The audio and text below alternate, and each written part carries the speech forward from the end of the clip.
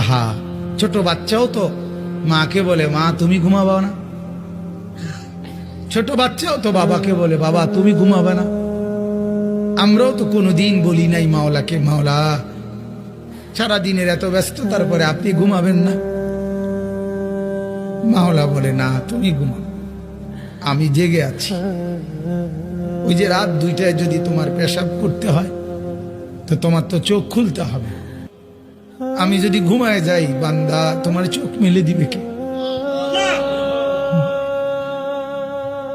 তুমি যে 3টা বাজে বলে রাখছো যে গাড়িতে 3টায় রওনা দিয়া সকাল 7টার ফ্লাইট ধরবা ঢাকাতে গিয়া, এখন আমি যদি ঘুমায় থাকি তাইলে রাত 3টা বাজে তোমার চোখ খুলে দেবে কে?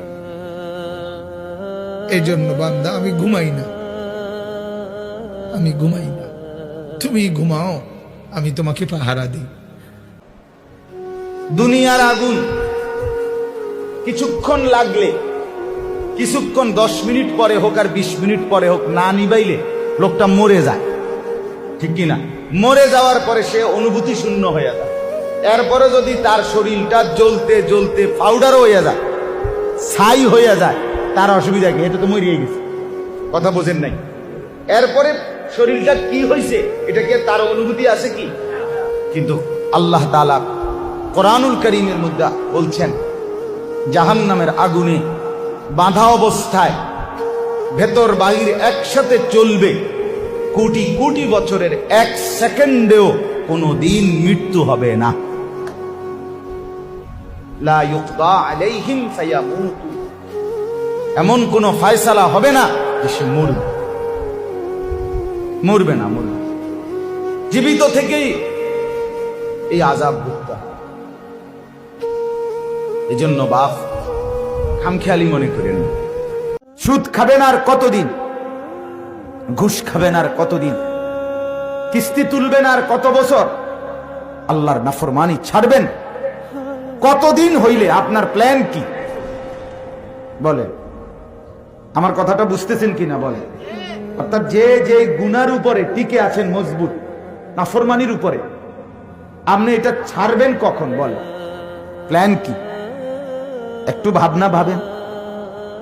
কতদিন পরে বিড়িখানা ছাড়বেন, কতদিন পরে সুদ খাওয়া ছাড়বেন, আর কতদিন পরে ওজনে কম দেওয়া বন্ধ করবেন, আর কতদিন পরে মানুষকে ঠকানো বন্ধ করবেন?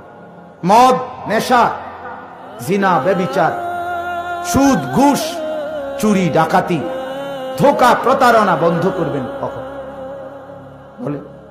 হাজারো মা, হাজারো বোন, হাজারো স্ত্রী নিজের জীবন যৌবন রাস্তায় রাস্তায় পর পুরুষকে দেখাইয়াই নষ্ট করে দিচ্ছে। গভীর রাতে আইসো বান্দা, চোখের এক ফোঁটা পানি দিও আমারে, আমি পুরা ধুয়ে মুছে সাফ করে দেব। এক ফোঁটা পানি দিয়ে 90 বছর মাফ করে দেব। সাগর পানি লাগবে না, মোটরের পানি লাগবে না, এক ফোঁটা চোখের পানি, অনুতপ্ত লজ্জিত হয়ে এক ফোঁটা পানি দিও আমারে, আমি এক ফোঁটা পানি দিয়ে জিন্দেগির গুনাহ সাফ করে দেব। আল্লাহ আমাকেই মাফ করে দেন, আল্লাহ তাআলা আপনাদের সকলকে মাফ করে দেন। এই মজমা আল্লাহ তাআলা কবুল করেন। হিলফুল ফুজুল এই যুব সঙ্গের প্রত্যেকটা মেহনতকে আল্লাহ তাআলা কবুল করেন। আল্লাহ তাআলা আপনাদের সবার প্রতি, আসলে কেন জানি আমারও একটা দিলের মহব্বত আপনাদের এলাকায়। আমি প্রথম যে বছর আসছি সে বছর ওই মসজিদে বয়ান করছিলাম, আমার মনে আছে। তো সেই আশায় বারবারই আসা হয়েছে।